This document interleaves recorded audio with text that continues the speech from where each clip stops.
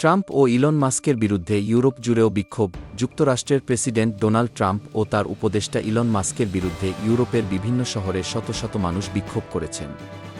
ট্রাম্পের ঘোষিত বৈশ্বিক শুল্ক ট্যারিফ নীতির ফলে গত সপ্তাহে বিশ্ববাজারে ব্যাপক ধসের পর স্থানীয় সময় গতকাল শনিবার ৫ এপ্রিল এ প্রতিবাদ শুরু হয়।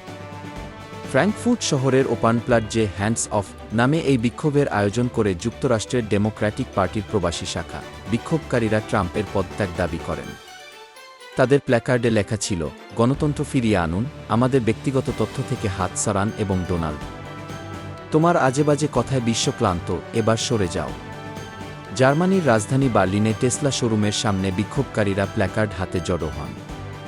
তারা জার্মানিতে থাকা মার্কিন নাগরিকদের প্রতি আহ্বান জানান, ঘরের অরাজকতা বন্ধে এগিয়ে আসুন। ইলন মাস্ককে উদ্দেশ্য করে একটি পোস্টারে লেখা ছিল, চুপ করো ইলন, কেউ তোমাকে ভোট দেয়নি।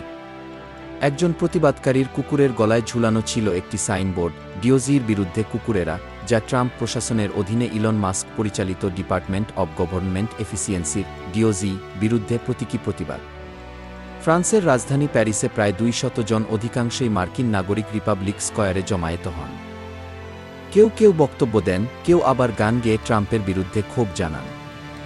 একজন বব ডিলানের জনপ্রিয় গান মাস্টার্স অফ ওয়ার গেয়ে শোনান। তাদের প্ল্যাকার্ডে লেখা ছিল, স্বৈরাচারের বিরুদ্ধে প্রতিরোধ করুন, আইনের শাসন চাই, ফ্যাসিবাদের নয়, নারীবাদের পক্ষে স্বাধীনতা এবং গণতন্ত্র বাঁচাও। ব্রিটেনের রাজধানী লন্ডনের ট্রাফালগার স্কয়ারে কয়েক শত মানুষ জড়ো হন। গর্বিত আমেরিকান, লজ্জিত আমেরিকা এবং WTF আমেরিকা লেখা ব্যানার বহন করেন তারা। Desk report, BE news, Dhaka.